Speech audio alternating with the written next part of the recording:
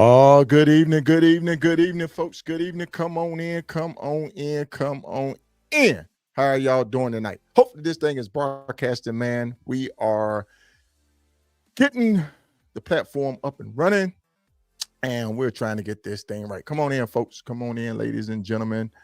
Hopefully, this thing is broadcasting right. Doc, how you doing? Come on in, Doc. Hey, I'm here. I'm doing good. Can you hear me? Yeah, I got you, man. Look at you. Look at the birthday girl. It's the 44, 44.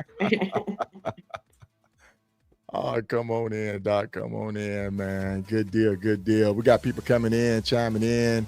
Want to thank everybody for coming on in tonight to the Riding with KSolo podcast show with the one and only, the infamous, the famous, the birthday girl herself, Doc Remy. Come on in here, in folks. Let's get this in show the started. building, and it's my birthday. And it's her birthday, man. Come on. People working on their birthday. Come on, man. See, Oh my KSolo? goodness. I know. Hey, folks, we're having some little technical difficulties, but we're gonna get it worked out. We got Bolo joining us tonight. How you doing, Bolo? Thank you for joining us, sir. If you can hear us loud and clear, gives us a thumbs up. We greatly appreciate it. Hey, Kinky Harley Black, man, she's with us tonight, man. Just finished that ride around. I think they did what, South Carolina, Georgia. I don't know what it was, man, but they was riding. That whole crew was down there. D Bell, how you doing, sir? Good deal. Come on in, folks. Come on in. And thank you for joining us tonight. Let's see who else we got. Come on in. Come on in. We got to get this thing up and running. Gar, how you doing, sir? Come on in. Come on in. Yes, indeed. Yes, indeed. Welcome to the show tonight, folks. Let's get rid of some of this administrative stuff, some of this legal jargon. And Doc, how you Yes, been? sir. I've been doing wonderful. Good. Man, once again, shout out for the 44th birthday right there, man. Feeling young, feeling good. Yes, sir. I hit the gym this morning at 2:30 this morning. Oh man, I see you up in there, man. You got me motivated. I'm like out there walking. This rehab is going. We're gonna get it worked out. I'm gonna be back in that gym right there, pumping that iron with you, man. Staying strong and fit. That's right. We can't be on the show promoting health and each one teach one, and we not living it ourselves, making sure we healthy and taking care of ourselves and making sure we ready and prepared to get on these motorcycles. That's right. That's right. Because that's one of the things I think people overlook, the importance of sitting there saying, well, this bike weighs 900, almost 1,000 pounds when you're fully loaded, and you just hop right on it, and one bad kickstand down or one bad pull up to a gas station could just be, catastrophic. They're just end your whole riding day and potentially riding your career, man. So folks, get in that gym, do you some leg exercise, do you some workout, find you a I say virtual gym partner, because I'm in a couple of groups where we have virtual gym partners where we motivate and push each other to go to the gym, and we check in at the gym. Mm-hmm, mm-hmm, mm-hmm. Good deal. Good deal. So listen, Doc, this young gentleman that we have coming on tonight is actually out of your neck of the woods. Do you mind just go ahead and kind of introduce him to the folks tonight? Absolutely. So tonight we got a guest on the show. He's out of the Nashville set. Out of Nashville set. He goes by the name of Lost Dog. I have not personally met Lost Dog, but I've seen pictures of him with people that I have seen around the set.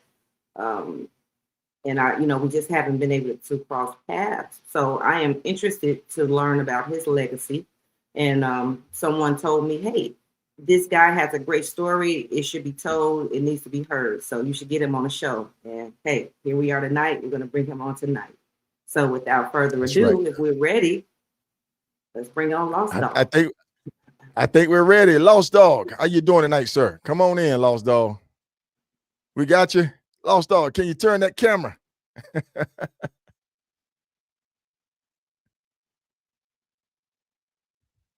don't know if we got his audio up. He's on mute. Yeah. Well, that's one thing about being live, folks, is you know, you have these technical difficulties, you have these things where it's unscripted, you know, it's unscripted, and yes, we do a pre-production. There you go, Lost Dog. Lost I was Dog, can on you hear mute. us? See, You was on I'm mute. really tech ignorant on this stuff. I had to get my son to do almost everything No. for me. Hey, sir, After, you are good. Let me just have you turn that phone sideways, Well, I got it rotate that sideways, I phone, thought. turn it the other way, sir. There you go. There you are. There he is, folks. There he is. Lost Dog right there. How you doing? Let me get this thing straight here. Hope it That's stays. good right there. Okay. All right. Yeah, there we go, folks. We are up and running, man. But before we get this thing started, I want to welcome a couple of people that's coming in. Once again, we got Bolo, we got Kinky, we got D Bell, we got Gar with us, we got Ernest with us. How you doing tonight, sir? Everybody sending a shout out to a happy birthday to Doc Remy because tonight is her birthday. So drop that happy birthday in there. Doc. thank you, everybody. That's so Thank you, everybody. Thank you. good deal. Good deal. Nurse Tip, we got Joe and Bev on with us out of the Tennessee too. We got Light that on with us, man. We got Joe fam, man. Congratulations, Joe, man. Those certificates are rolling in, man. You're gonna be one of those CMA go-to during the annual event next year, man. So you got to make sure you're gonna be there. Good deal. Good deal. All right. Well, listen, folks. Lost Dog. Man, Yes, if sir. you would please introduce yourself to the audience. Introduce yourself to the audience tonight, sir. Well, they call me Lost Dog, aka John Minnis. I started this motorcycle life back in '72, and it's been ups and downs, ins and outs, and up and down. I done had a few cherries, and like everybody else, like they say, them ain't but two kind of bikers. Them that's been down and them that's going. That's right, sir. That's right. And you started back in, now you are, and we have to go ahead and acknowledge this. You are a Vietnam veteran. Is that correct, sir? That's correct. And who did you serve with when you was over there in Vietnam? I served the Air Force, Pacific Air Command. I was a security cop, base security. Okay. Air base security. And, yes, sir. More and you did 2 tours? Duty. I did a 2.5, got sick, and had to come home. Okay. Man, well, you was over there in that jungle. Mm-hmm. Yeah, well, just a couple times in the bushes, they call it. Most of my duty was around air bases and radar sites, protecting them. Okay. Well, sir, first we want to thank you for your service. Both Doc and I are veterans, served in the United States Army. And Doc? Yes, sir. Yes, sir. Thank you for your service. Thank you so much. Thank you all for your service. We all Yes, got sir. that bond that we'll always have. So. Mm-hmm. And we always have this running thing. Yeah, we always have this running thing. D Bell gonna chime in. Yeah. Go Air Force, man. Yeah. I'm gonna cut you some slack tonight, Lost Dog. I said I'm gonna cut you a little slack tonight. Yeah, we're gonna respect our elders tonight and respect you in your service. We're not gonna talk about you because you in a different branch. Yeah, I know. I've heard it all. I've heard it all now. And, it's all in fun. Nobody gets mad. We just try to rough each other up a little bit. That's right. We all brothers and sisters in arm. Yeah, that's right. Brothers and sisters in arm. So I used to tell some of them jarheads. So Lost Dog. I said, we're not so bad when them Air Force come over protecting y'all. I went, oh, y'all good then, Joe? Yeah, I know we good. The Air Force come in with that close air support, we send it to you. That's right. You got to keep them safe. Hey, Lost Dog, you are 100. You are now 100% disabled veteran. Yes, I am. Okay. Good. Can Yes, you? ma'am. A couple things happening. I got that black water fever over there, and I didn't get this until way up in my lifetime. Uh, they made a new criteria, and I fitted it, so here I am. They Man, I know. uh, it's just according to where you were. I was in the Central Highlands mostly, and I had a stint up in Delot, and I think that's what got me because they had that damn old Agent Orange hanging out up in that area, the Central Highlands, and they thought I might have got a taste of that, so it all worked out. That's right. Right, right, right, right. Lost Dog, if I could, sir, could I have you just angle your camera a little bit more to your left?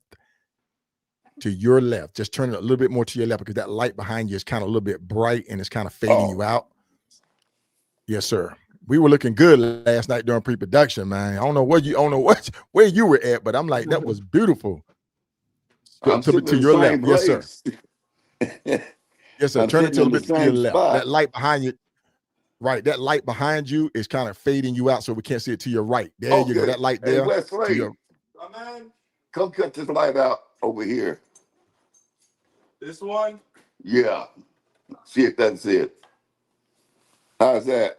there you go. There you go. That's what All we right. had.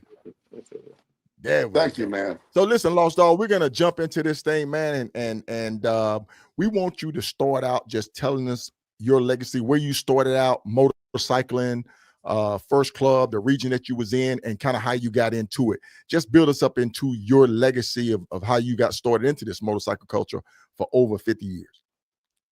Well, I was actually taking I've been married a couple of times. My first set of kids out on an outing to Beach Bend Park, which is in Bowling Green, Kentucky. And that weekend they were having the national motorcycle races. So I got them tickets to all the little rides, and I said, well, I'm going to the races. Does anybody want to go with me?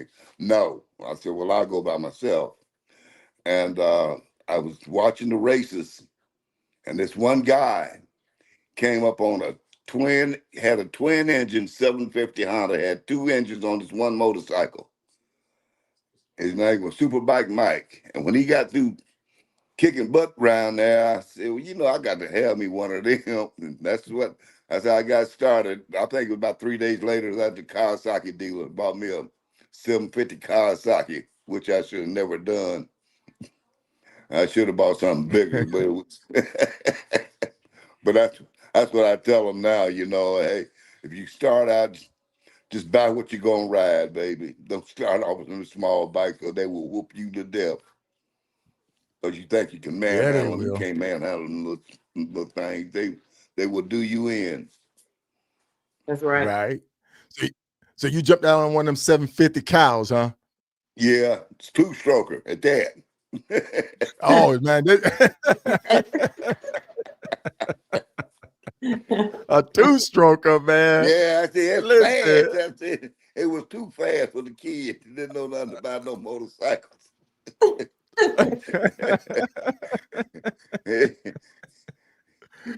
it does to me. I don't know. Well, I think it threw me about 4 or 5 times. The last time it threw me, I just got up and shot it. Wouldn't bought me a bigger bike.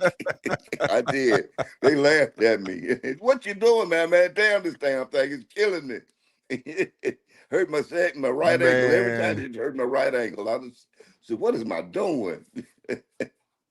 Well, don't feel Oh, bad. Hey, Man. Lost Dog. I started on a Sportster 883, and then when I joined the club, they told me, we got to keep stopping for you. So you need to do something about that. So yeah, I went up yeah, from the Sportster and moved on up to a yeah. Dyna Super Glide, up to the Softail, up to the Road King, then the Electric Glide. So I agree. I could have did myself a lot of favor by just getting a bigger bike when I Yep, first started. from Jump Street, and I've ridden all of them.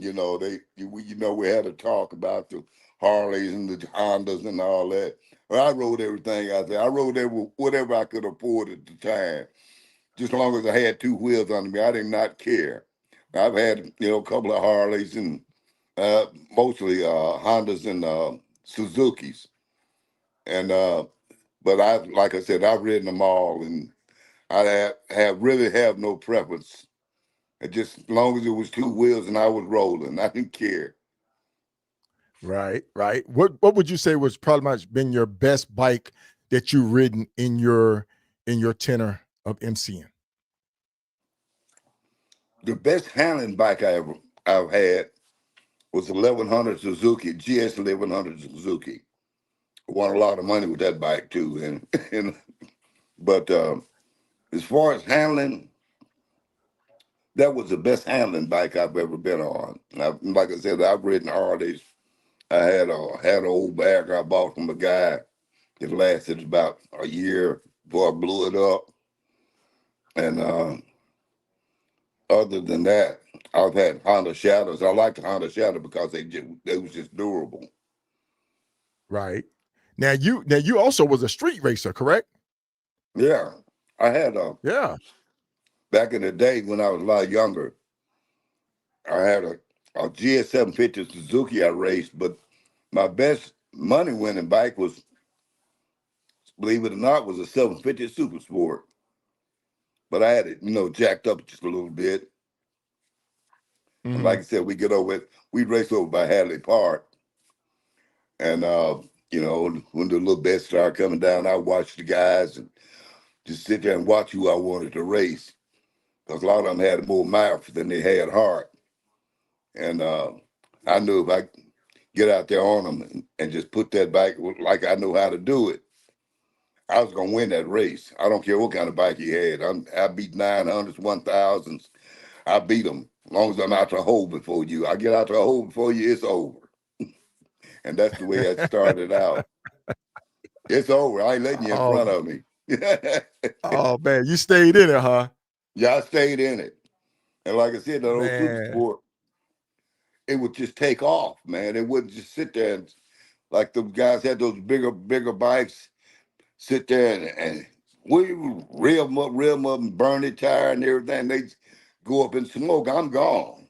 Okay, I'm gone. My bike's up the road, And like I said, if I get in front of you, you're not getting in front of me. You'll be end up in the bushes or something. I'm gonna get this $100. Right. And who did your motor work? Were you a motor man yourself? Did you build your motors? No. Did you I tweak was it? no good at that. I'm trying to think of that old boy out there in South Nashville. Matter of fact, I bought a bike from him. I can't think of his name now. It's a white guy. I bought that 750 and took it to him. He jacked it up to 883. And I could still ride it on the road and on the street, but it had a little more oomph than that 750 did. But didn't nobody know that but me. So Right. Okay. I I think love that's it, the man. I reason I love could to jump hearing on top about of them that. big boys. Right. Because that's what kind of got me started. My neighbors used to have those Kawasaki's and they would stretch them out. They would take the springs off of them, put struts on them, and lower them down and stretch them out. They had that chrome fender on them, man, and you just see those things just going down the road. And then they had the old Kirker exhaust on them that was always loud and waking you up. So I knew when they would come home. And I look out the window, and they come in and just be out there having a good old time. Have them Kirkers on there, baby. Kirkers, yeah, man. Good deal.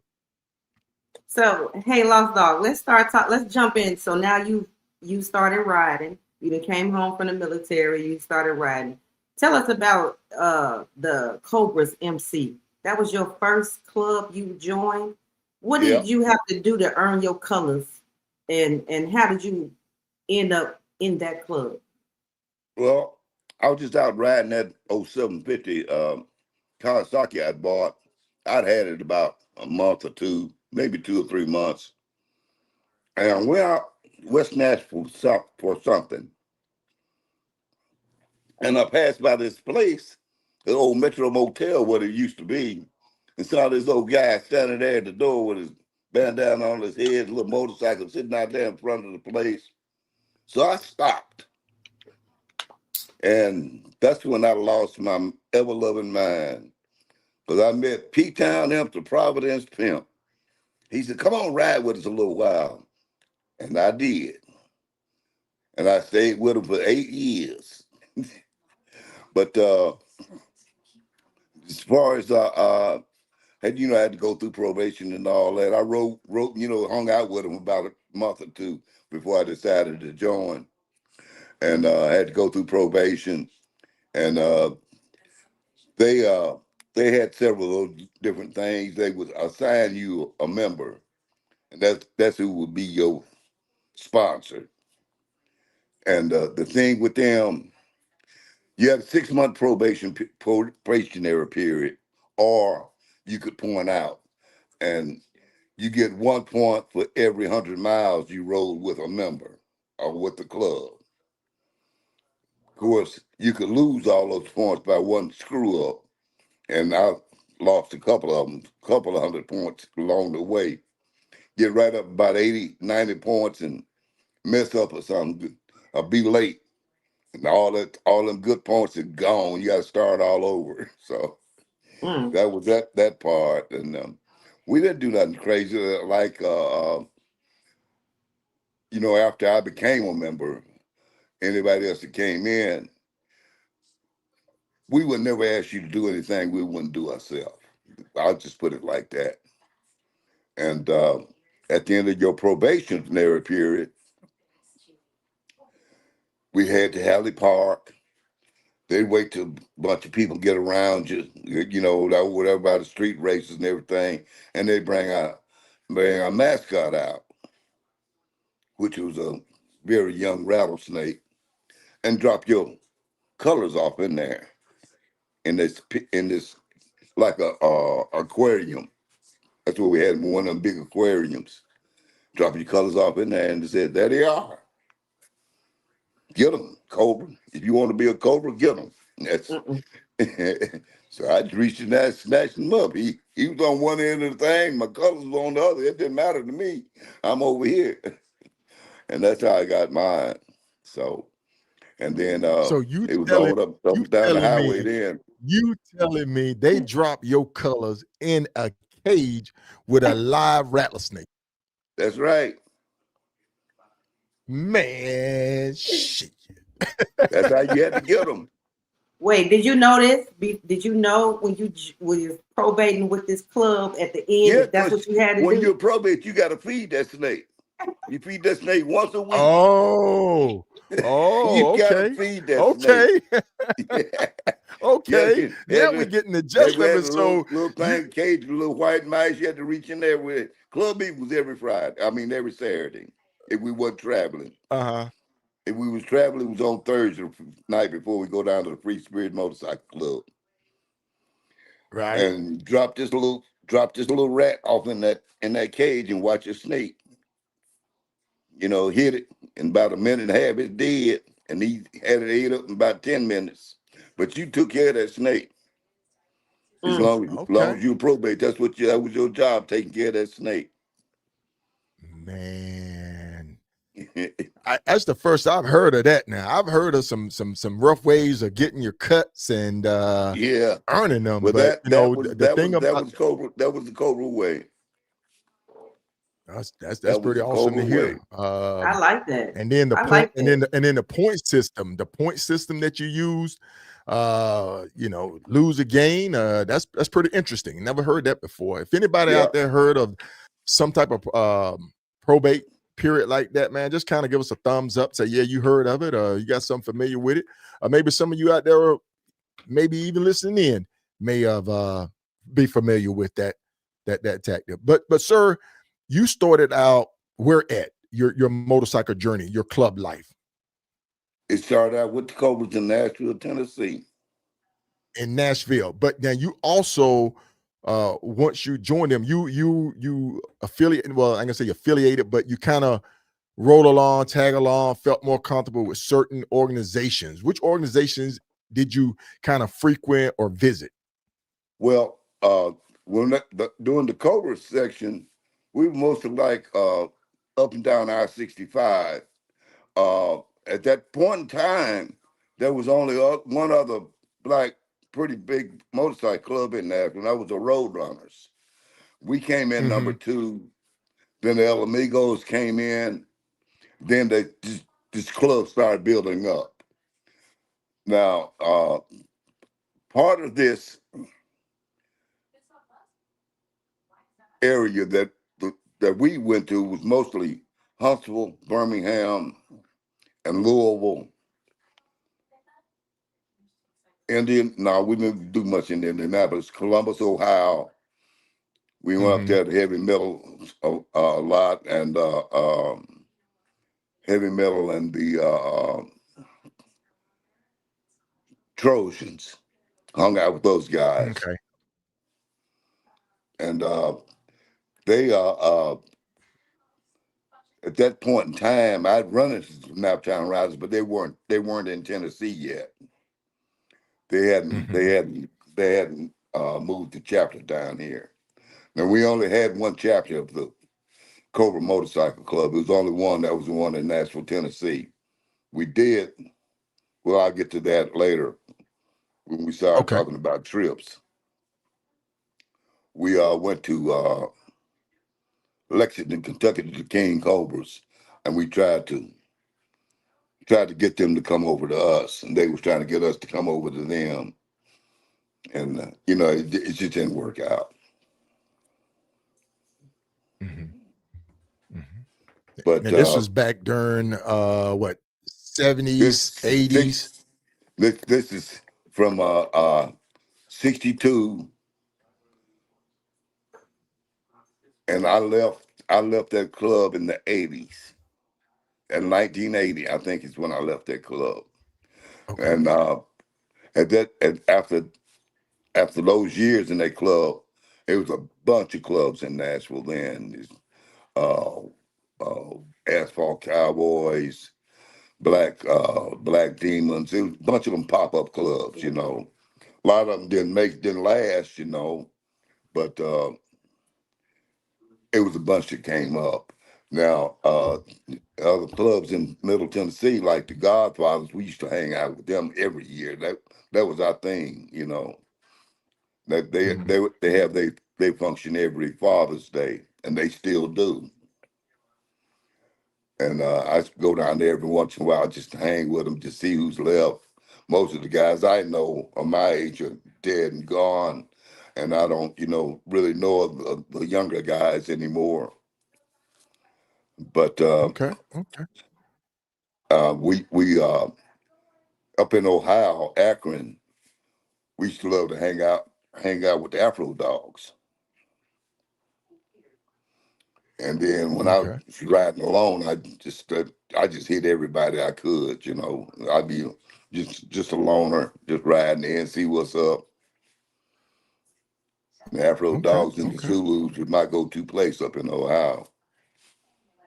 So, hey, Lost Dog. Yes.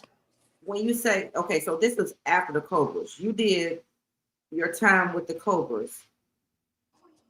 Correct. I just lone wolf about 3 or 4 years. Okay. And then you became an outlaw, correct? No, I joined Naptown Riders. Okay. Naptown Riders was in Nashville, Tennessee then, and I knew, a few fellas in there. And I joined them, and we lasted about 7 years. So you know Ramrod, correct? Yes, my God, yes, I know that fool. He and I have this love-hate relationship, because when I was joining the Naptown Riders, he called himself a probate buster. I said, well, you can't bust me, dude. I don't care, what you want to do. Me and him almost would have gone to blows at times, But, we still love each other. You understand what I'm getting at? Yeah, buddy. Right. Wait a minute. My phone twitching again. Come here, Wesley, help me out. I think this heat from this phone is... we didn't get the right camera. You're good, sir. You're good. If you could just hang on the back, get yourself centered, you'll be good. Okay. It started sliding off off the Okay. mount. All right. Yeah, but he's one of the few guys that's still around that I hang with. And yeah, me and him got this love-hate relationship, ramrod. But we still hang out with each other. Well, we had Ramrod on the show last week. Yeah, I heard. I can't wait to But see him. man, that's how we do it though, man, because we trying to capture these legacies of you gentlemen that's been in the cultural, that pretty much paved the way for us, that kind of got us started in it, man. And we just want to thank you for that. So the best way that we can try to do it is just capture your legacy, hear your tales, and put them to audio and visual, man. Put them in the archives. All right. Thank you. Thank you. My wife's here now. Yes, she had a meeting to indeed. go to. She's made it in. Oh, there she is. There she is. Thank you so much. Thank you so much. Hey, do me a favor. That light behind y'all, That it's light, glaring, you it's turn glaring that you light on? out. Yeah. Yeah. There you go. There you go. There we go. There we go. There you go. Hi, happy birthday again. Thank you so much. Yes, Sorry, indeed. Yes, sorry I indeed. wasn't here the whole time. Universities are starting to implement risk insurance in universities. I'm an insurance agent, so if you guys need motorcycle insurance, please call me. I'm with State Farm, 615-833-8888. There you go, folks. There That's you what go. I'm talking about. Well, That's what I'm talking about. and to that point, we try to get these clubs to even try to, especially the younger members, get that insurance, Life insurance. because we tired of these fish fries and and everything, trying to get somebody buried. You know what I'm getting at?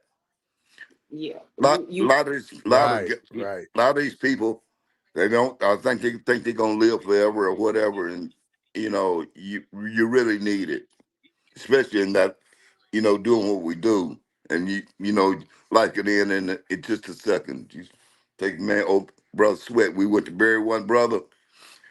He was a road captain and came home, went to work. Never made it to work the next day. Car run over and killed him. So that didn't have no insurance and that kind of thing. And it just gets next to me sometimes. Mhm. Right. Yes, indeed. Yes, indeed.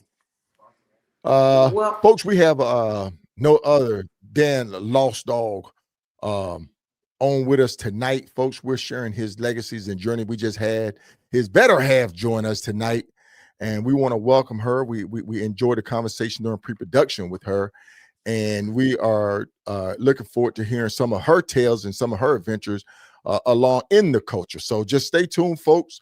We're going to be right back in about maybe 30 seconds. So just hold what you got, folks. We'll be right back.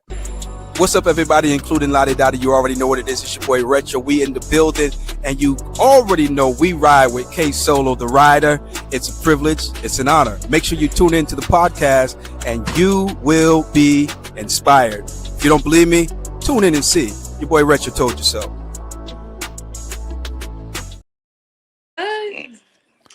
All right, and we're back just like that, folks. Just like that. We're gonna pick up where we left off. So listen, Lost Dog. Doc Remy got a question. Go ahead, Remy. So being here in Nashville and newer to the scene than you were, you paved the way here in Nashville, and you said a lot of clubs was here, a lot of names, Asphalt Cowboys, and other names I've never heard of. No, they're not in existence anymore. So my question to you is, why do you think the clubs didn't last here in Nashville? And then when you think about it abroad, why do you think clubs come in and then don't last? Well, I think it's leadership for one thing, and back then when that first started, that crack epidemic hit, and it destroyed a lot of clubs. It did. Wow. just the dope itself. Wow. And we lost several good members out of, I won't give the club name or nothing. I won't give their names, but we saw that club go down because of that. And then bad leadership. Then some of them wanted to go outlaw. And all what you think about that? I said, well, your life gonna change. You better know what you're doing, because they knock on your door 2 or 3 o'clock in the morning and say, strap up, you better be ready to go. And a lot of them went that way and didn't say, oh, I don't know, I didn't know it was like this. What I tried to tell you was like that. So, Right. and Now, I think now the Cobras just disbanded. They are. I was a long time out of the club before that happened. After that happened, they disbanded in Louisville. At the last time they okay. were together as a club, and the one reason I was out of that club was because of the president of that club at the time, King Cobra. He wanted to be a dictator, and this was his line. This was his line to us. The majority got the rule, but the president got the last word. Now, what kind of shit is that, you know? I said, no matter what we come up with, all you got to do is say nay. And we just didn't go. They didn't go for it. I didn't go for it. And I was one of his biggest critics. And we drew down on each other in the club meeting one day. And I just told him, hey, you know what? It's time for me to go.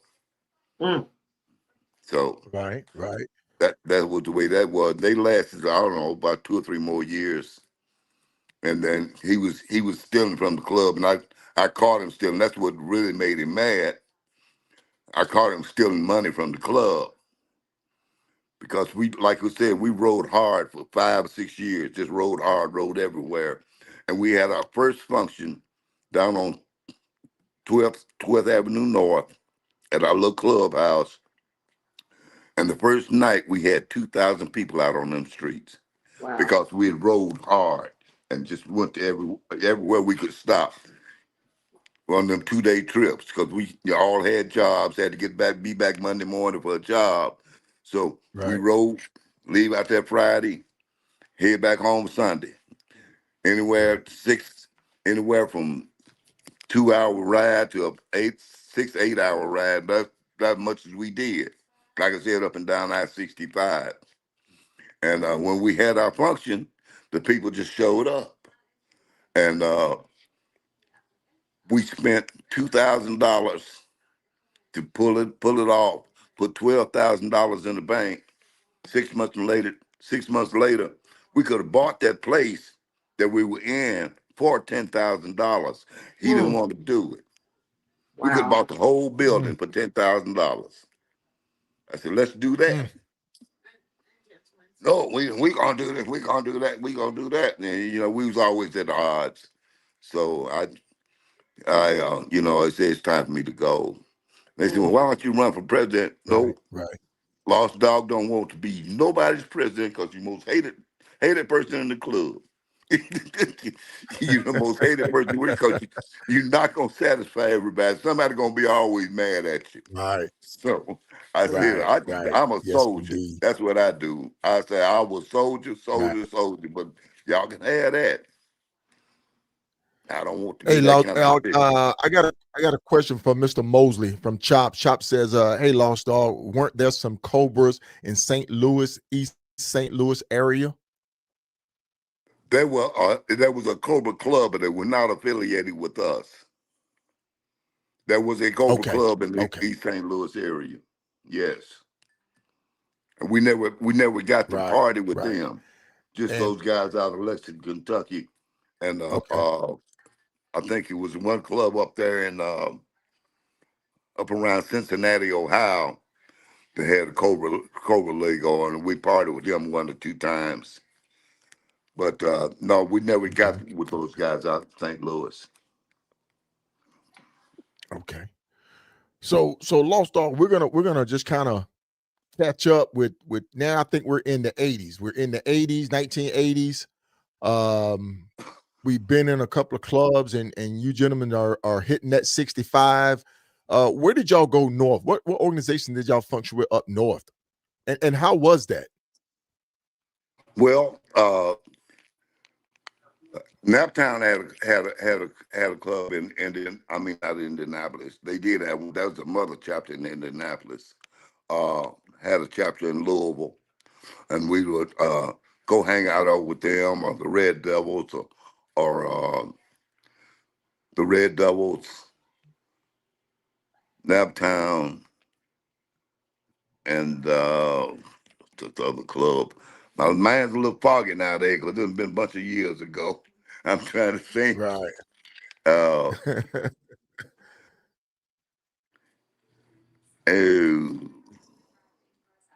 I can't think of that club. I knew that president well too. So when was that era that you were dealing with, say, the Afro Dogs, the Zulus? The Afro Dogs, they had chapters in Cleveland and Columbus and Akron, and the Afro Dogs, Right. the Zulus did. The Afro Dogs had a chapter in Columbus, Ohio, I think it was, and they were some pretty cool dudes. They were pretty cool. They were kind of rough, but Okay. they were pretty cool. And that was way back in the day. I saw every once in a while I see you set of them colors somewhere, and you try to ask about somebody, but it's been so long. People die and Right. move on, and you don't you know can't get a good grasp on them anymore. Like I said, Right. a lot And of the and that, people I hung with aren't even around anymore. So yes, sir. Yes, sir. Yes, sir. Lost Dog, at some point you became an outlaw. And I don't even want to jump too much into outlaw business per se. But what I want to know is there are white outlaw clubs, and then there are black outlaw clubs. yes, And then back in your day, surely there was racism and things going on that was even more elevated than it. Well, it's elevated now. What I mean is, it wasn't so concealed. It was more out and about. And so my question to you is that what were some of the challenges of being an outlaw when you became an outlaw between the black outlaws and the white outlaws and them trying to stop you guys from owning the motorcycle or oh well, riding? those days have been over. Those days have been over. They started back in my Cobra days when the Outlaws here, the White Outlaw Club, and the Chosen Few, and Grim Reapers rolled up over the El Amigos Clubhouse, and we was having a Middle Tennessee Motorcycle Association, which was a black organization, was having a meeting over there to set up officers and this, that, and the other. And it was like about 200 of us over there. They showed up about 60. We had gotten word said it was not going to be any black motorcycle clubs in Nashville. Well, hell, the Roadrunners was already here. They were already here. So they looked down. I guess they saw, well, the numbers are a lot greater than what we thought it was going to be or whatever. And I think me and C. Byers just started walking up the hill and asked them, well, can we help you? Well, we heard this going on. We just want to see what was going on. I said, it's Middle Tennessee Motorcycle Association. And you can do one or two things. You can come down there and have a beer with us and listen to what we got to say, or get on your shit and leave. And that's what they did. They got on their stuff and left. But that was the only time. The only trouble came, uh, this white club that used to hang out with us, and they were called the Blue Lights, and most of them were cops. They had a Mm. clubhouse out off of Dickinson Road somewhere, and not the Chosen Few. I'm trying to think of that club that burnt their clubhouse down. Uh, I can't think of the name of it. Burnt the clubhouse down. Well, tried to burn it down. It didn't burn down all the way, and then come rolling through, and there was a bunch of us over there helping them put it back together. And they just rolled on by, and that was the end. That was the end of end of that kind of trouble. End of that kind of trouble whatsoever. And our thing is about, well, we'll get to that later. About the Black Outlaw set. Yeah, I rode with him for about 7 years, and like I said, I was on the Dirty Red. I'm gonna go ahead and name this club the Outcast, and we were cool until I don't know what happened. Juke and Big Joe got together and wanted me to be president of this Nashville chapter of them, this Tennessee chapter of the Outcast, and I said no. And Dirty Red heard about it. He said, "Well, you trying to take over, blah blah blah blah this," and we just, it just went downhill from there. And like me and him used to, rode hard together when I was not even in a club. Me and him used to hang out together, ride together. I used to ride down there with him to the, his sets and stuff. And hey, Lost Dog, can you, so in the 70s and 80s with these clubs and Outlaw and Outcast and different scenarios on the set, right, here in Nashville, can you talk about... Well, the Outcast, in the 70s, the Outcast was not up here yet. Yeah. They came about the 85. They had members up here, but they didn't have a set up here. And Dirty Red started the set. And I think he ended up with about 8, 9 members. And Big Hand, all them guys. This is what I want to know. During those times, how was the fellowship? How was the community? How did you guys get together and have bike meets? Talk to us about the families and the clubs, how y'all got together. Most of the time it was a club sale meet.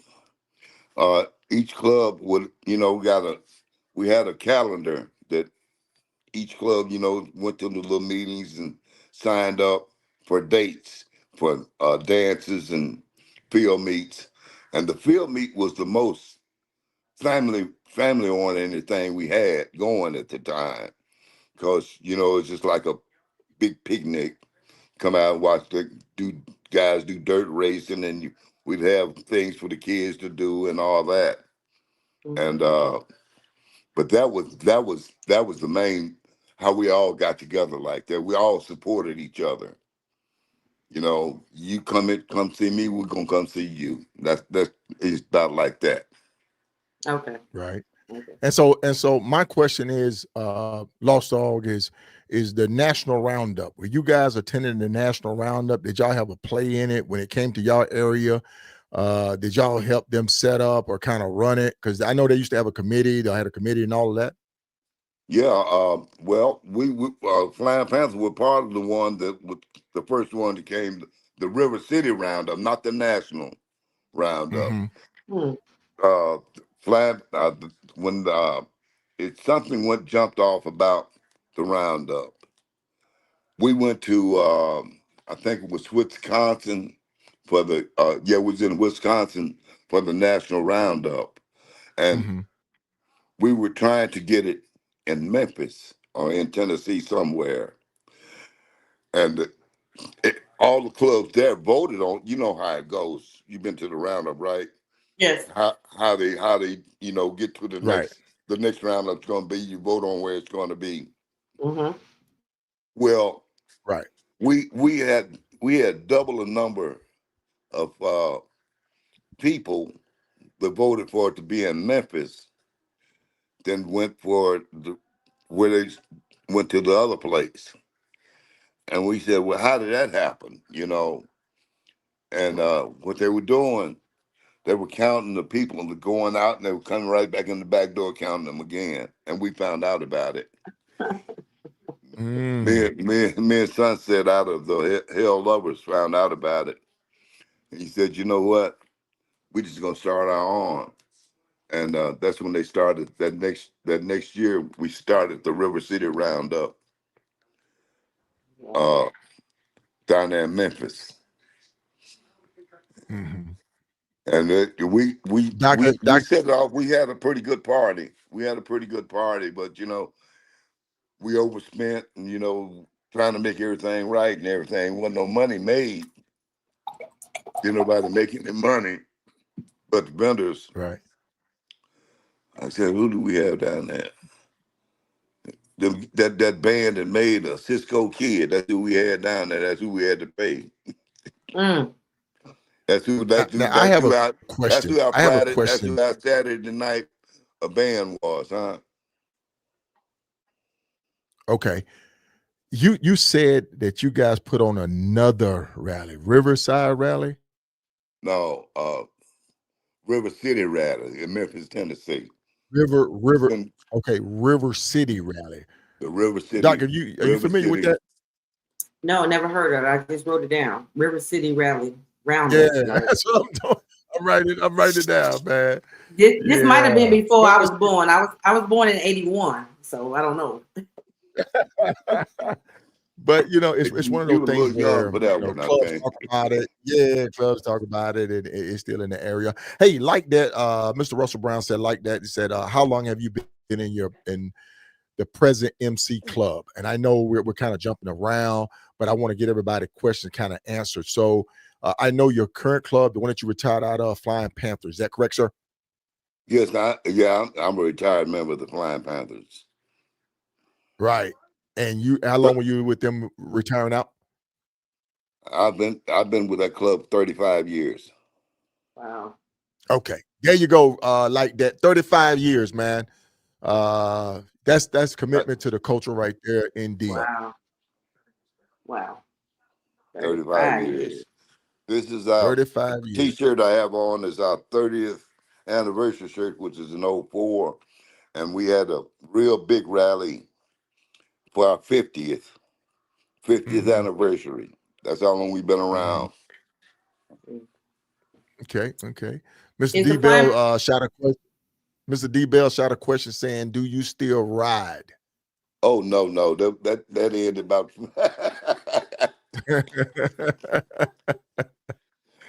that ended about 05, 06. And my knees are gone. It ain't been about 6 years ago. My knees are gone. So is it your family? Is it your family that told you enough is enough at the age of 80?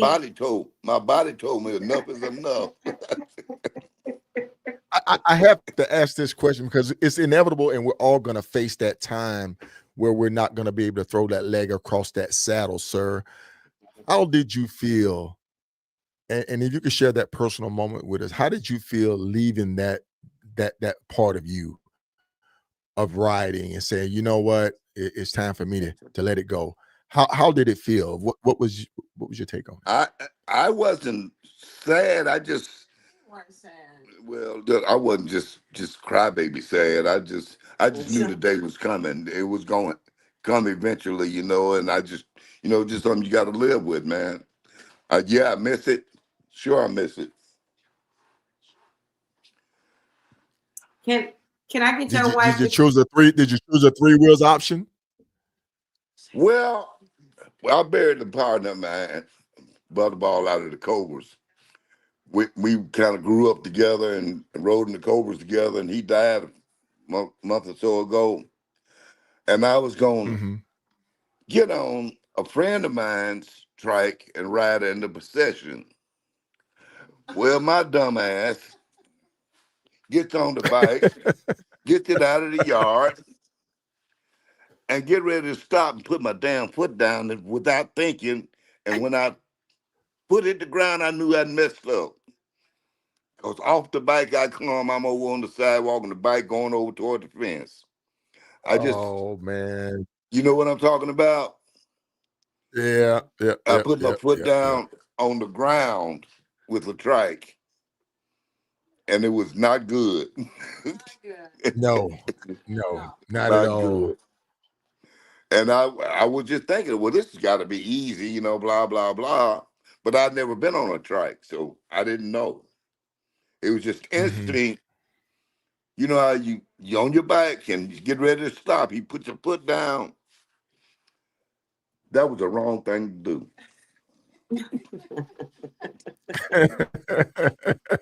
Now on the trike, I wouldn't even thought a trike could go over.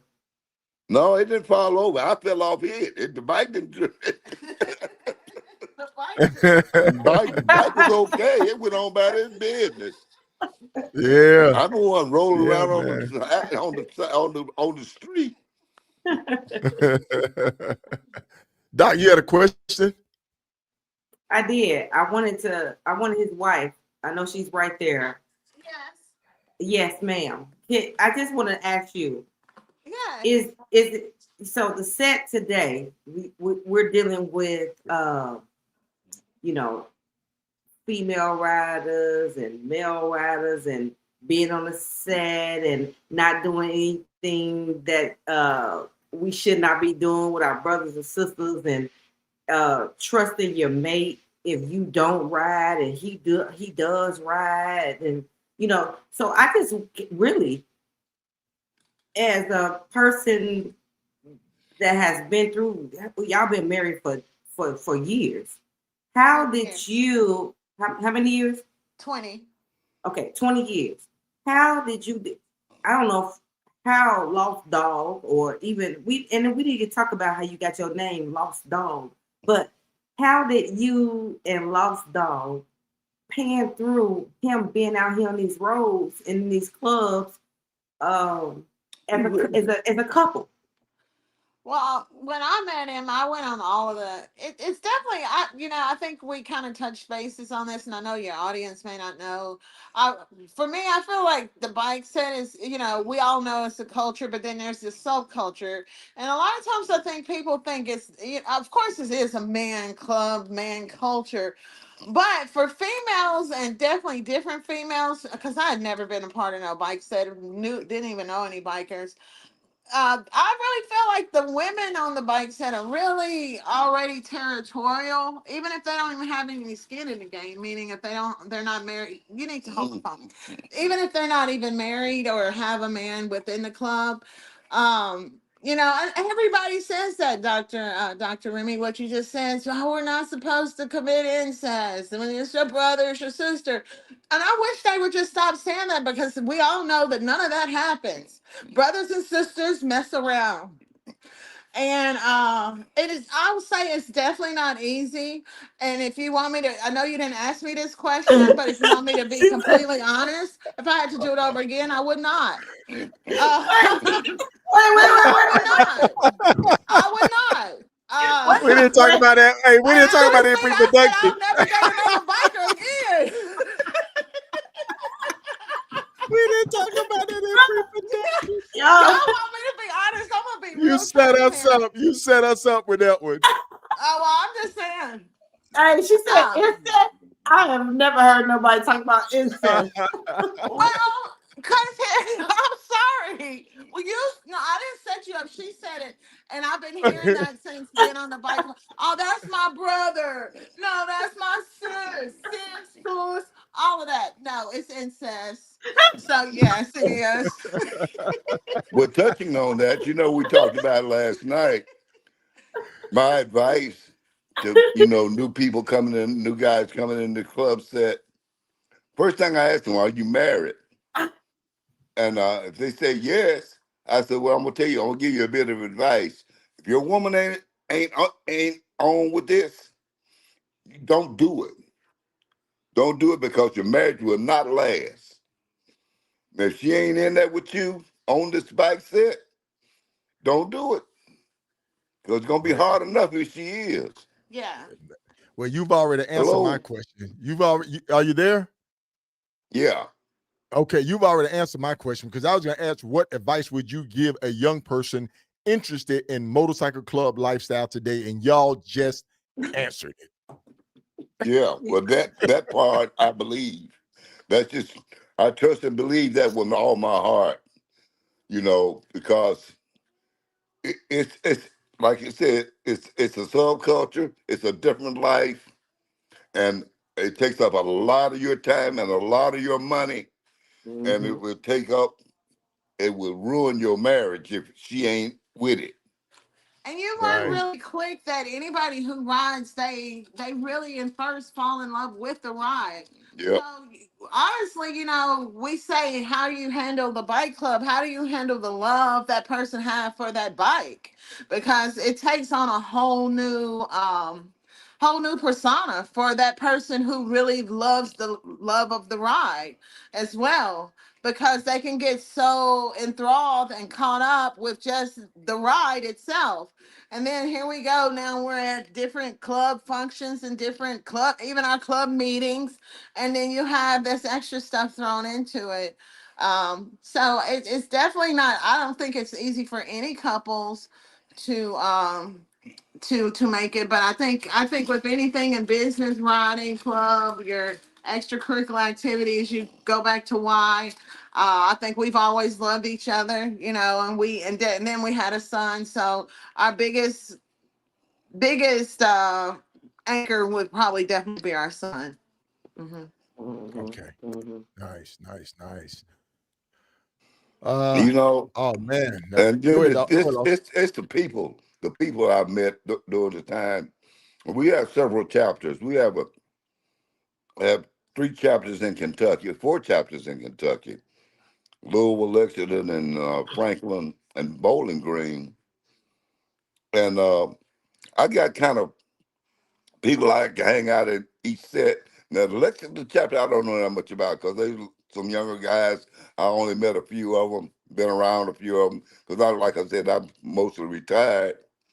But we get up to when I came in, the Elgin, Illinois chapter, Big Daddy, that's my boy. 310, my boy. And Indianapolis, Cute, my boy. You know, had a guy that left our club that I really loved, was old skyscraper. He's a phantom now or something, I think, up here in Ohio. But you Right. meet certain people. You meet certain people, and they just kind of stick with you, Yeah. stick on you. I definitely have met some wonderful Wonderful. sisters Then in the bike world, and I know they would always stay and be with me. But it's a lot of sex, drugs, and rock and roll. a lot of assholes. So So yeah. We ain't even got into your outlaw phase yet of OMCing. But I wasn't Doc even. Remy got a question. Doc Remy got a question, man. We get it. We're gonna get to it. I was trying not to go there. Like I don't even want to go there. I don't even know what to say about that. But anyway, what type of offices have you held in your clubs and in your legacy in your journey? I have been uh, I was nothing but a member in the Cobras, uh, a member in the Naptown Riders, a member in the Outcasts, and my last club, I was counselor, Flying Panthers. I was the counselor, a coordinator, what they call a coordinator. Right. And they don't even took that out now because, people having problems, they want to, want to talk to somebody, talk to an old head.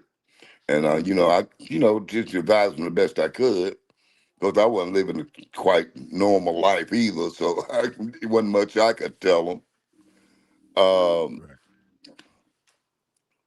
and we started me long distance, 24 karat, started this Tennessee chapter in '02, Gemini. Mhm. And it was just 5 of us. And we started this chapter down here in Nashville. And, you know, and it has grown, and it's different now. It's the whole thing's different. I don't even recognize the bike set that I, was part of. back in the day. It's just all of it's different now. And And you I was vice president here in this Nashville chapter. Me and T-Bone was the president. That's my boy. He lives in Detroit now. He's retired too.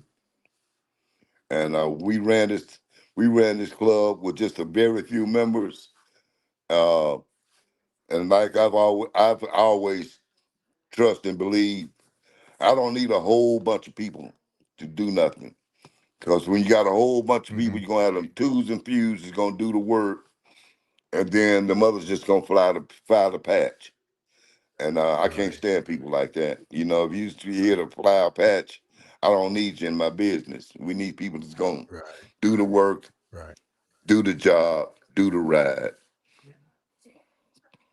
Now, Chuck, I have a question for you. How has the perception of motorcycle clubs changed for when you were younger to today? Well, they still call us a gang, and I've been trying my best to, hey, we not a gang, man, Just come Mm-hmm. hang out with us and you'll see. And but that's people that don't know, ain't been around. They see a bunch of guys on motorcycles, oh, they come trouble. Well, not necessarily. It might be some help, you know what I'm saying? Mm-hmm. Okay. Okay. Doc. Yeah, sir. So you've been married 3 times, right? Hmm.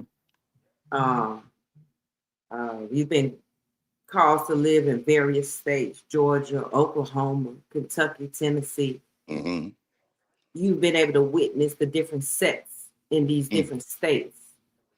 What can you say about uh, the difference of the sets, or are they the same, or have you been able to learn different things from those sets? And can you speak about those different changes?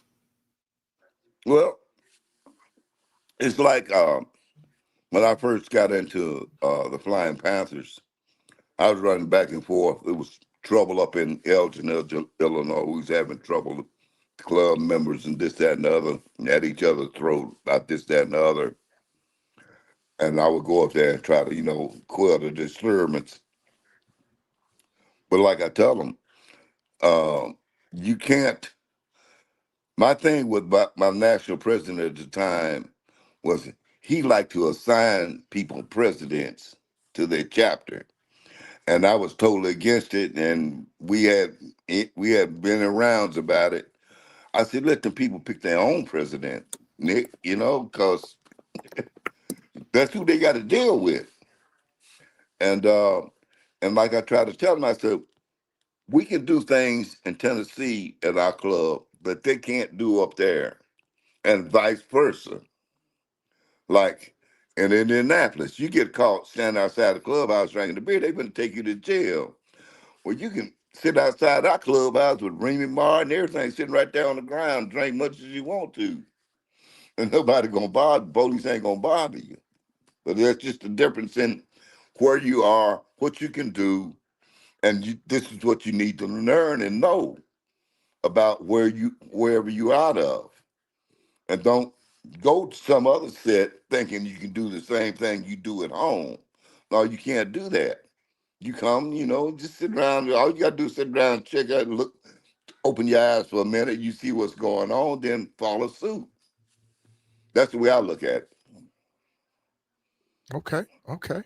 Hey, Doc, you had a follow-on question? I did have one more. So actually, I got a couple. I probably could keep going, but I'm trying to. We're gonna keep going. We're gonna keep him as long as we can keep him, Doc. We're gonna keep him as long as we can keep him. Okay, so I want to know, what was your longest road trip? I want to know, why did you stick around with all this different drama? You probably didn't sign up for that. Y'all drawing on each other in clubhouses, and you getting woke up in the middle of the night and got to ride to this city and this state and handle business and what. So 2 questions, I guess. What made you stick with the MC culture? And then what was your longest road trip? My longest road trip was I had to road from Oklahoma to Nashville, and then from Nashville to Houston, well, about 50 miles south of Houston, Texas. That was my longest road trip that I took by myself. The longest road trip I took with club was let's see, was Cleveland, Ohio. That's the longest road trip I rode as a club. So what do you think now about these Iron Butt Association doing the four corners, doing the 48 states, the I-10 to the end, all these different Route 66, the east and the west, you know, what do you I ain't got nothing but love for them. I ain't got nothing but love for them. Dog couldn't do it. I probably would have if I had something to do it with, but no. I ain't gonna get on no shadow or nothing like that and try to make them kind of trips. You need a real bike. I ain't got nothing but love for y'all doing that, man. And I talk about it all the time. I said, man, they rolling. What's that little girl's name that used to hang out with us? We had this little white girl. They just hang around with us all the time, but she was always coming from somewhere, going somewhere. She New York. She'd be down from New York down in Texas, riding little helper. My little son was in. My little son was in love to her to run at that red bone Right, in a little Virginia. heifer.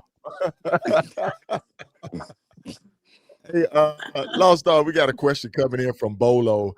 Bolo says, Lost Dog, when club members are at each other's throat, what recommendations do you have for them to get past the differences?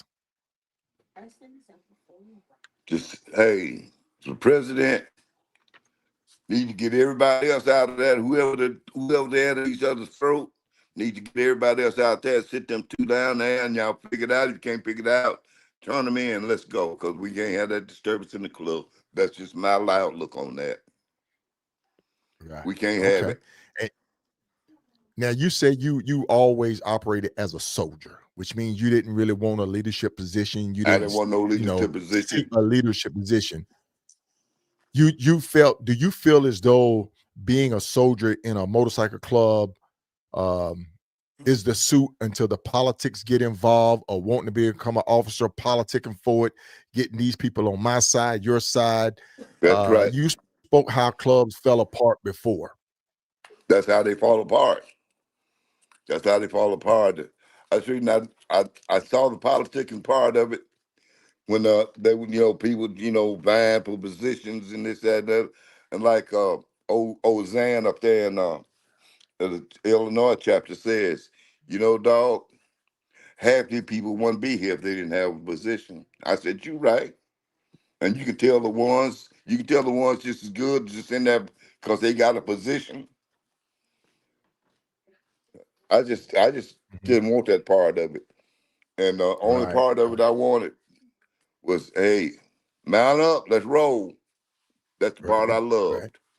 Right. That's the part of it I love. Like I used to tell my wife, people in this thing for a whole lot of different reasons. Some of them in it just for the sex they can get, money they can make, and I'm in it for the riding the party.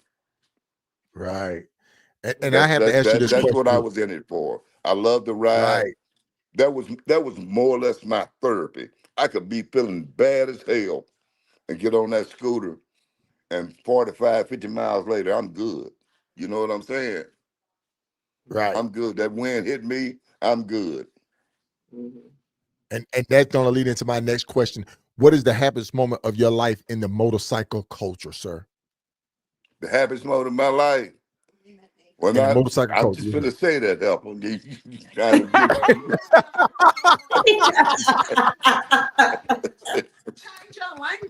you give me a chance to do it, trying to take over. I love it. I love it, man. We was down to the Steel Horseman, and Me and my buddy was sitting down there, me and old T-Bone sitting down there having some beers, and telling some jokes, telling a few lies. And she just kind of pranced across the floor. And nobody had ever seen her before. You know how it is with bikes that everybody on the bikes that you done seen 4 or 5 times, you know that they come down there. I said, Right. who the hell is that? T-Bone, I don't know. That's the first time I ever seen her. And it was on and popping. I said, well, oh, she was talking to this other little guy. And he acted like he didn't want her. So I gave him 30 days. I gave him 30 days. And he instead of Hey, want instead of sitting around talking to her, he wants to sit up there and shoot pool all night. I said, all right, brother. I'll let you. hey, man, y'all better take heed out here, man. I got an old school OG. Hey, they only get 30 days to step up to the 30 mic, man. days, And that's man. I'll be oh my respectful. goodness. I'll be respectful and kind for 30 days. After that, it's Oh on and man. popping. There you go, folks. There you go, man. I love this old school conversation. I do. I do. Hey, after 30 days, Uh, he gonna throw him in the you Kick gotta it to the you curb. gonna have to grab your girl up out the Cobra pit. Said, shoot him out cause the look, saddle. Shoot cause him look, right he out gonna the snag saddle. him, boy. He gonna You better snag grab, him. boy. You better Hey, shit y'all or get better off keep the your pot. eyes on the OGs out here, man. These OGs, hey, they know the tricks, man. They know it Hey man, I well. had to go back through my high school and everything, bring everything I remember. I What know line that's did I right. I use know back that's then? Let right. me see. Let me work on let me go back through my little book here and see what I need to say. Oh, he brought out his little black book, man, little Rolodex. I know the Yeah, OG. oh yeah, that was always a good move right there. Yeah. Yeah, man. Yeah. So listen. We talked about some of your most memorable rides. Share with us probably one of your most harrowing rides, something that you either push the limits, a blowout, something where you were by yourself that just made you just grasp and say, man, this biker lifestyle is truly a testament of my man, of me being a biker, or me just being out here doing this lifestyle. Well, the most, the most. I'm trying to put them together here. The one memorable. Mhm. I've never had a bad bike ride. I've had a few flats, and I've had a little minor breakdowns or fuse or something like that. But I haven't really ever had a bad bike ride, except times I Mm, went down when I went down a couple of times. But we had a ride going to where were we going to visit the Hellraisers in Memphis, and it was about 4 or 5 different clubs going. I think we were rolling pretty good. My president and the vice president from the Naptown Riders had them big bikes, and they going showing out. And I'm told, I used to be over road truck driver, and I said, if we get down there near the one the 89 or 98 mile marker, y'all gotta be watching for them police is bad down here. They decided to crank their shit up about 120, 130. And as soon as they did, they shot by us, shot by the police. Police come up out of the median. We just kept rolling. They stopped them too. We just, other six just kept rolling. We gets up there and stopped at up the next exit and make sure they ain't going to jail. We get they let them go. They come up here telling us about what happened. And this fool, this vice president of that town rider, he said he told the cop, he said, man, I'm an old road truck driver. Just kick my ass, do anything, but please don't give me that ticket. So, Mm. so coming back, we stopped at the same exit to get gas. And that same cop was in there, but he was on this motorcycle. I said, that's the only reason he let y'all go. He was a rider. That's the only reason he let y'all Oh, go.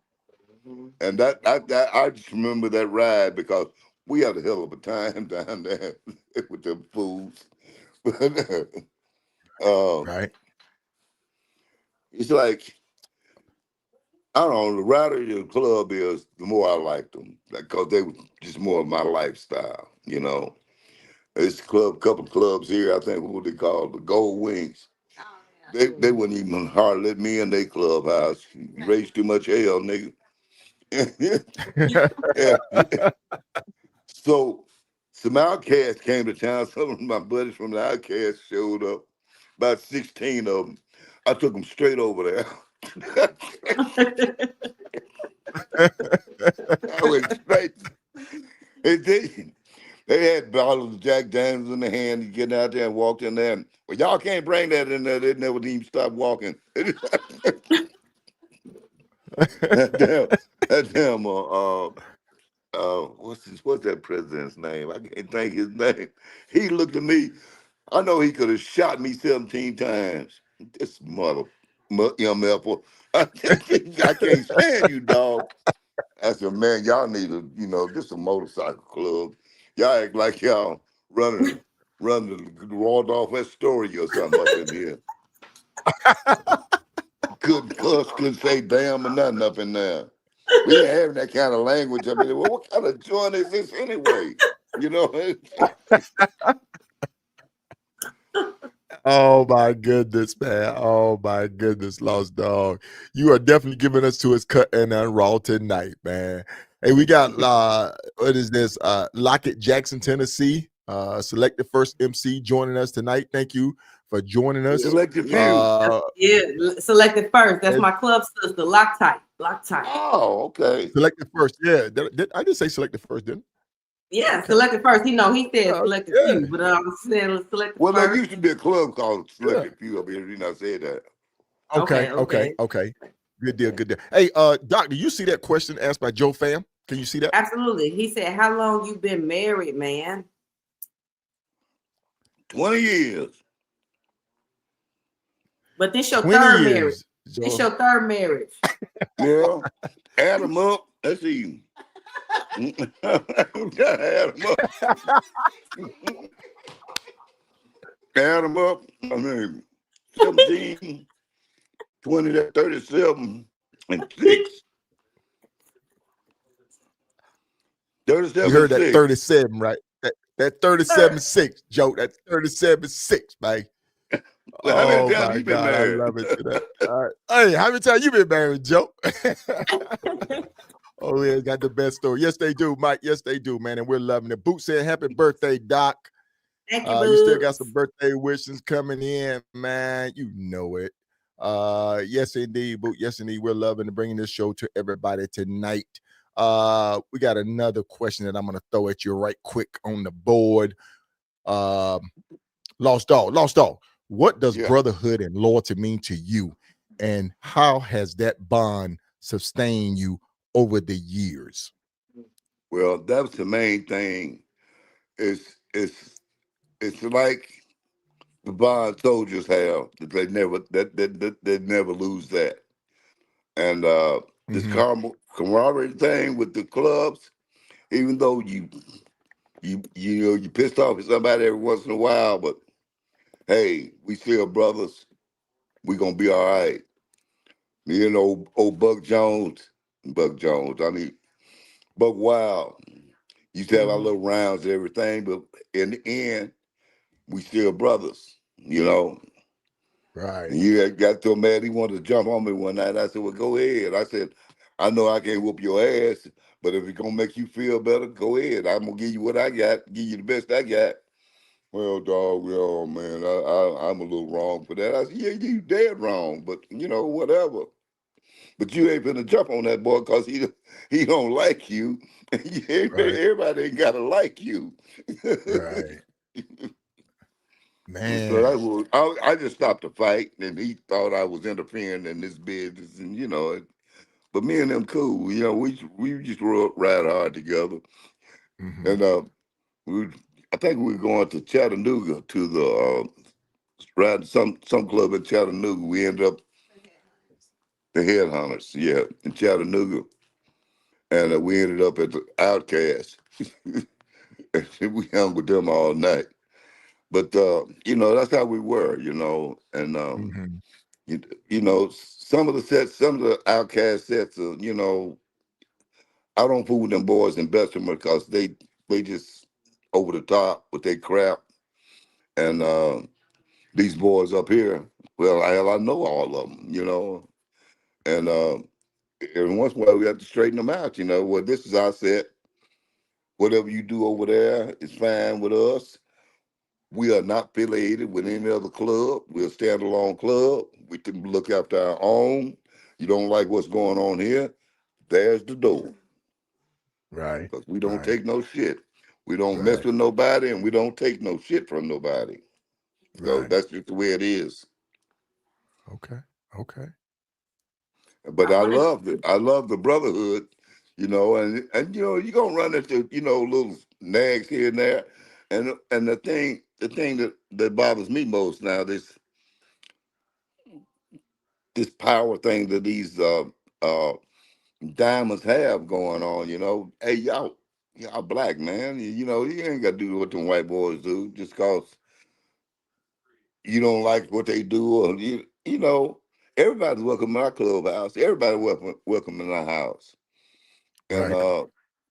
like we said, if you don't like it, don't come in here, cause this is where it's Right. gonna be. Everybody's welcome here, but Right. your attitude ain't. Right. Yeah. Hey, Lost Dog. Can you Yes, tell us how did you get your name, Lost Dog? We've been saying all night, Lost Dog, Lost Dog. Please explain that to us. How did you get your name? well, when I first joined the club, the set, I was been an old road truck driver most of my life, and the guys in the Cobras just called me Road Dog. And I got in the riders, and I was riding by myself so much. One of the properties there, named Sexy Ada, she said, "Hey, you better keep up with you. Where you be at all the time? You just like a lost dog." And they just stuck. Lost dog Okay. just stuck when I was in the Naptown Riders. Okay. Oh man. All right. Then and you carried that name since. Yep, ever since. All Nice. right. Nice. There you go. There you go, sir. Hey, we got a question coming in from Mr. Russell Brown like that. He says, Lost Dog, do you still go on the set every now and then? Yeah, I show up every now and then. I try to show up at our annual every year in Frankfort, Kentucky. Uh, Mm-hmm. the only free party in the nation. It's the week after the roundup. Always the week after the national roundup. It's the only free party in town. It's growing and growing and growing, and little people in town tried to stop it, but they say it's too damn much money coming in there on that weekend. So it's still going Right. on. Mm-hmm. Mm-hmm. Right. And it's just Indeed. it's Indeed. just a backyard party is all it is. Right. We don't charge to get in, nothing. You come in, you bring your own beer, or buy a beer, whatever. Ain't nobody. We ain't trying to make a killing or nothing. It's just something that's been Right. going on for years, and this we just want to keep it going. Hope we Right. can hit the lottery or something so we can buy that big lot up there by the interstate. There will be enough room for everybody. Mm-hmm. There you go. There you go. Mm-hmm. Hey, Lost Dog, I got two questions. The first one's going to come from Bald Head Nasty Dahuru MC. He says, what is the next annual for Flying Panthers for next year? Nashville, Nashville, our chapter, our chapter, and it's February. February the 18th. Yes. February the 18th, Nashville chapter Flying Panthers annual dance. Okay, February the 18th. There you go. Bald Head Nasty. Hey, listen, Bald I head have to nasty. ask you, sir. Bald head nasty. What I could eat with? Dahuru MC. I don't think he's the bald head nasty that you thinking of because he's Okay. not that old. Oh, okay. All right. All right. He's I not that got you. old. I got you. Hey, bald head, yeah, you ain't in that category yet, my brother. But listen, I have to ask you, Lost Dog. You are considered an OG in the motorcycle culture with all the time that you have, the different organizations you have, the lifestyle that you live. What do you feel as though your role is now for the younger generation, for the era now of motorcycling and the motorcycle culture? Well, if I'm around them, I'll take, for instance, several years back, some real young guys that had joined up with Sin City Disciples. They kind of cornered me and started asking me a bunch of questions. I think it was up to Larry's place. He was up at Larry's place.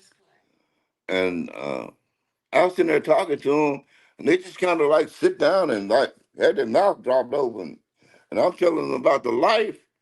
And they were listening, and it just surprised me. But I'm not gonna tell you anything that I think is a lie. I'm not gonna lie to you. I'm gonna be straight with you on everything you ask me. And that's my whole life. That's what I do. Somebody asks me something, I'm gonna tell them straight, whether they like it or not. I don't give a damn. You ask me, and I'm telling you how I feel about it. And if that if that occurs, somebody, come to me and, wants to sit down and chat, I'll tell them about it and what to expect, what you can expect out of this lifestyle. And it's up to you what you want to do. Mm-hmm. Okay. And as far as like you say, being a soldier in the organization, getting involved with the politics of it, just trying to steer their way through and living that brotherhood lifestyle. Well, I just try to steer them away from that politics shit. I tell them don't try to be nothing but be a good member, be a good soldier and a good member, and let them fight it out. Who Right. wants to be president and everything? But just keep to yourself, to your own self. Be true. I guess that's the best way I can describe that. Mm-hmm. Be true to your own self. What you want to Mm-hmm. do. Right. And I have one last question that I wanted to just ask you, Lost Dog. Out of all your time in the motorcycle culture, all the riding that you've done, the places that you've been, the people lives that you touch, what do you want to be most remembered by? It's that guy you could count on, up or down, in and out, baby. Just that guy you could count on. I'm there for you, whether I like you or not. You're a biker. And I used to tell people, I said, I I've stopped for people on the side of the road that I didn't know. They on the side of the road with their bike, pull over, see what's up. Because I had them do that to me. White ones, Hispanic, everything. I'm sitting on the side of the road waiting for somebody that's late. He's supposed to be going, so I'm sitting on the side of the road waiting on them. You all right, brother? I'm good, baby. And that's what you should do, because you never know what's going on with that biker. Well, I'm going to tell you this one little Mm-hmm. story. I was delivering a load of steel up in the shipyards in Virginia, and passed this little white boy on his Harley, done broke down, and I just went on up. I was like about 5 or 6 blocks from the truck stop. So I just went up to the truck stop, dropped my trailer, went back down there, and I said, "What's up, man? You okay?" He said, "Oh, still they ain't quit on me, blah. I think the battery's dead, just completely dead." I said, "Well, here, put this strap on there, and I'll pull you up here, and we'll take a look at it." And I put him up to the truck stop, and sure enough, it was his battery. They put some acid in it and got him cranked up. But his clubhouse was like about, five. He was almost to his clubhouse, but he said he couldn't get nobody to answer the phone. So I said, "Well, I got you. Where you need to go?" I said, "I'll follow you down there, make sure you get there." Followed him down there. Saw what it was. I saw some jet bikes out there. I said, well, shit, I'll come back down here and have a beer later on. I went back to the truck, so I got, washed up and cleaned up and went back down there. I walked in the door, this great big rebel flag hanging on the wall. I said, oh, shit. I said, oh, shit. I said, oh, man. So I'm in here now, okay, you can't act scared because you done busted through the door and all of them looking at you like, nigga, what you doing? One of them asked me, said, nigga, what you want? I said, cold beer if you got one. I didn't know what else to do. And as soon as I said that, that dude I helped was laying in one of them little cafe seats. He raised up. He said, that you, dog? I said, yeah, man, what's up? He said, man, he all right. He got me up here. Oh, I was gold then. Thank you, Jesus.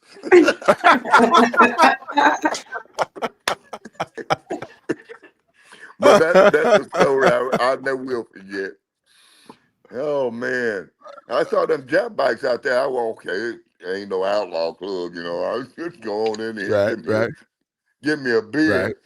Shit, that damn rebel flag was about big as my house. That's a hell of my ass. But that's just definitely making those bonds and connection. Yeah. That the younger generation need to hear. Yeah. When you're on that highway, man, it don't matter. I've heard of stories of even rivals sometimes helping each other out, broken down side the road. Yeah. You know what I'm saying? And I've seen it. I've lived that lifestyle. People don't talk about it. It's just one of those things where we just did it because that's what we supposed to do. Right. You just do it. You just do it, Right. Good deal, Lost Dog. Good deal. Lost Dogs, is there any final words? I'm sorry, Doc. You had a question for the missus? I did. Is she still around? Yeah, she right by my side. Hello. And hello. Always. And I love how you are by his side, like the way you are. Thank you. Right? Thank you. He's a good guy. He's a wonderful man. That's amazing. Hey, Lost Dog. I had to change some ways though. I had to change some ways. There you go, Lost Dog. Tell us how to do it, man. Tell us how to do it, man. Stop though. Train stop. I couldn't do it all at once. I knew I wanted to. Train stop. I had to change some ways from where I was. Very slow. Because I was really out there, baby. It was very slow. Stop. Okay. Hey, so my question, this question has been burning inside of me. Yeah. Right. And so being a woman on the set, you don't ride, right? And so you are. I ride because when like he said, he's a disabled vet and his niece just got bad. I was like, no more backseat riding for me.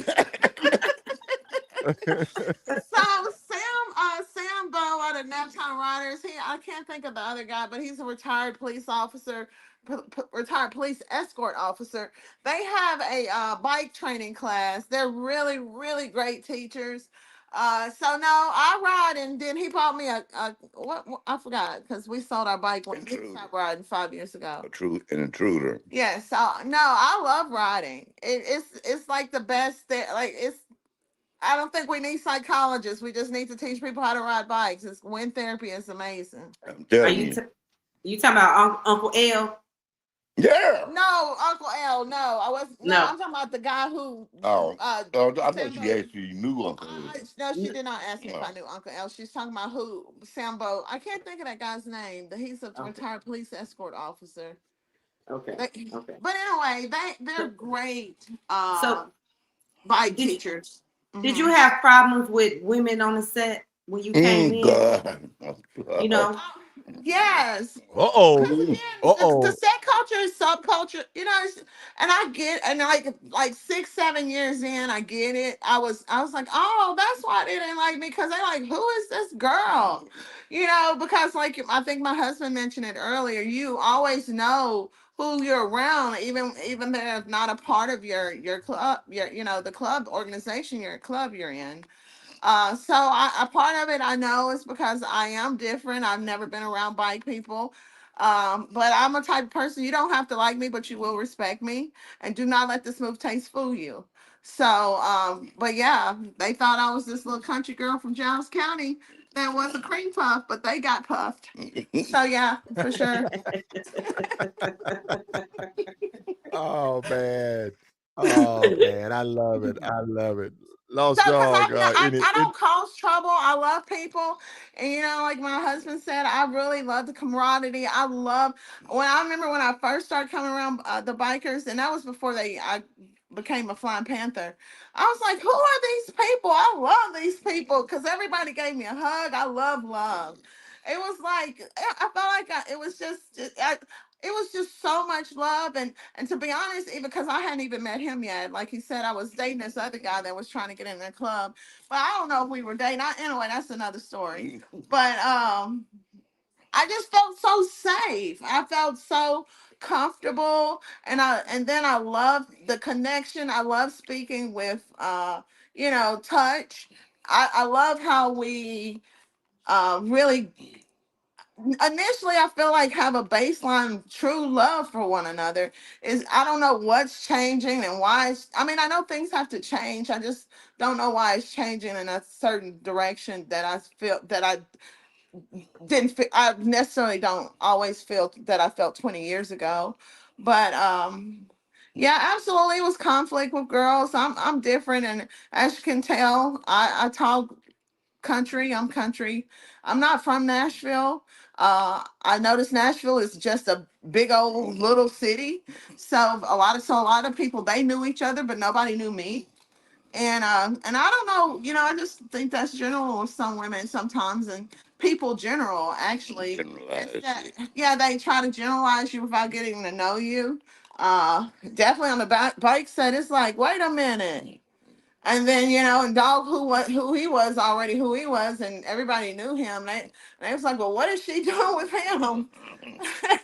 So it was yeah, it was definitely some getting used to, but I was so grateful for the very, very nice sisters that I met. I have a sister out of Chicago. I know she will love me forever. Her name is Santana. I made some really good sisters that are not even in the Flying Panthers. But definitely it was conflict because, like I said, it's a man's club, but a lot of the properties and women on the set, the social clubs, they're the ones the territorial. Those are the ones everybody got to look out for. Hey sis, I got a question for you from Bald Head Nasty. Was you ever a property? Yes, I'm retired now, and I don't know if I can tell them this, but I was an officer. I was a secretary for the Flying Panthers. Tennessee chapter for 13 years. But I'm a retired member now, but I'm a retired property. Absolutely. Okay. Well done. Well done, you two. Well done. Well Well done, you done. two. Well done, you Man, two. Thank you. listen, Thank y'all. Doc, listen, Doc. Doctor, can I say one thing? Thank you. Yes, yes, I was yes. never ever expecting you to answer me so quickly, Dr. Remy, and I'm just so grateful because I know my husband. He loves. I met him at the motorcycle club. I met him at Steel Horseman. Yeah, I know he just loves it. He's a soldier, literally and in heart, and he just loves it. And I'm just so grateful for him getting this opportunity, and so grateful and thankful for y'all to give him this. Thank you so much. He so deserves it. He loves our country. He loves the Flying Panthers. He loves the ride. So thank y'all. He so deserves this. Thank you. God bless you. Thank you. Definitely, indeed, indeed. And listen, we're gonna do this right here, Doc. We're gonna give them a big old round of applause for coming on the show tonight, doing an outstanding job. Lost Dog, we want to thank you, man. Truly enjoy hearing your legacy, everything that you put down, even dropping some nuggets of wisdom for this younger generation out there getting it in. And that's why I asked that question. You know, your role as being that OG, and you're still living that role. You know, you're still speaking that wisdom into existence. So again, thank you, sir, for coming on and sharing that with us.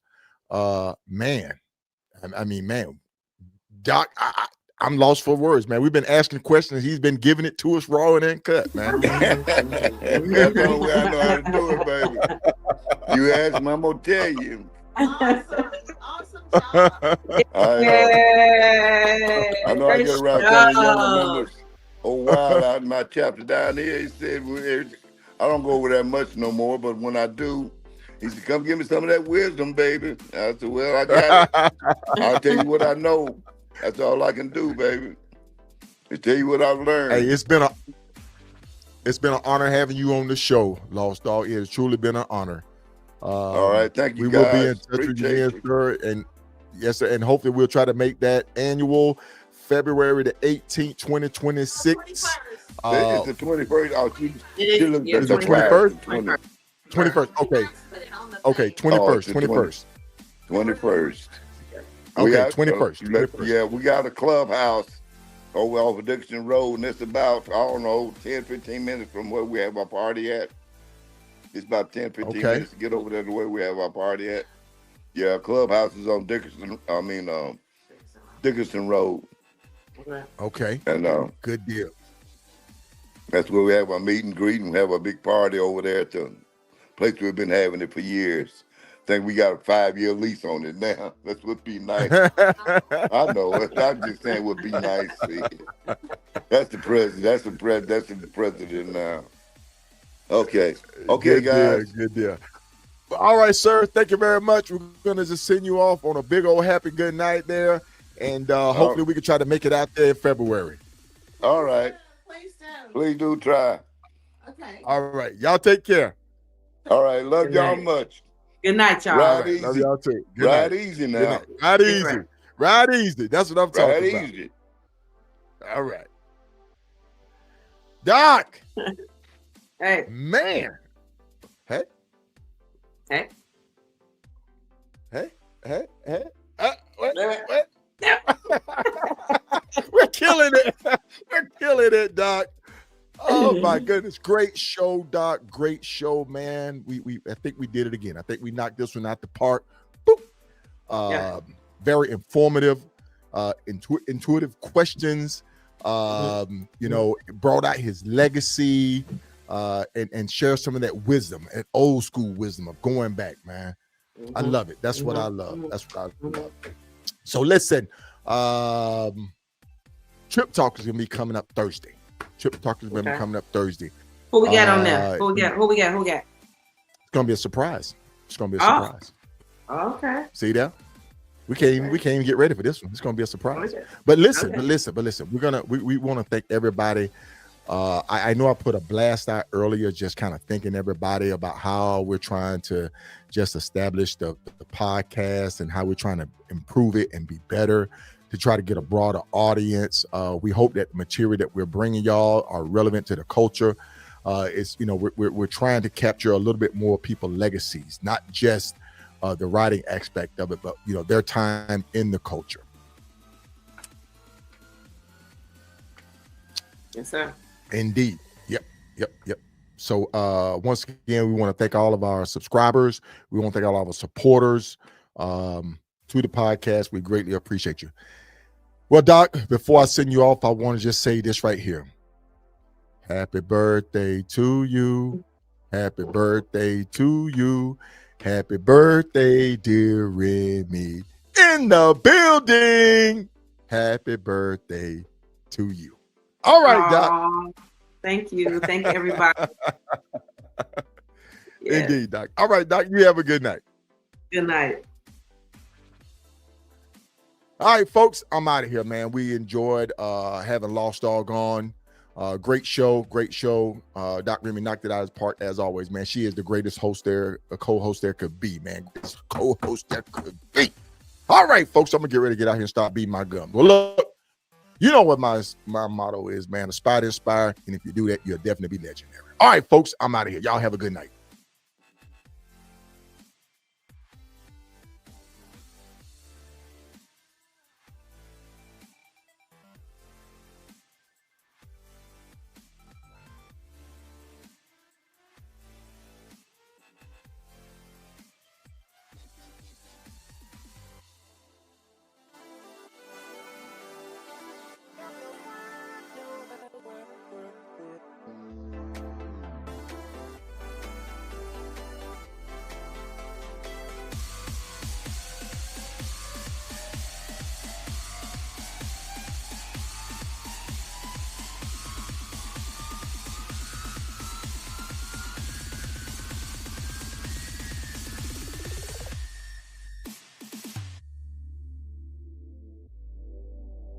What's up, beautiful people? It's your girl, Most Wanted, in the building.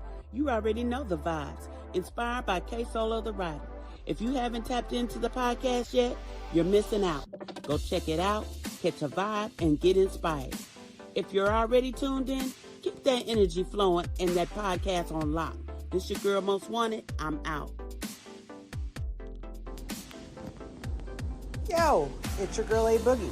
Big shout out to KSolo, the writer, holding it down with the writing with KSolo podcast. If you love the open roads, good vibes, and real writer talk that hits home, this is where it's at. Keep it locked in, keep it rolling, and remember, like KSolo always says, be legendary.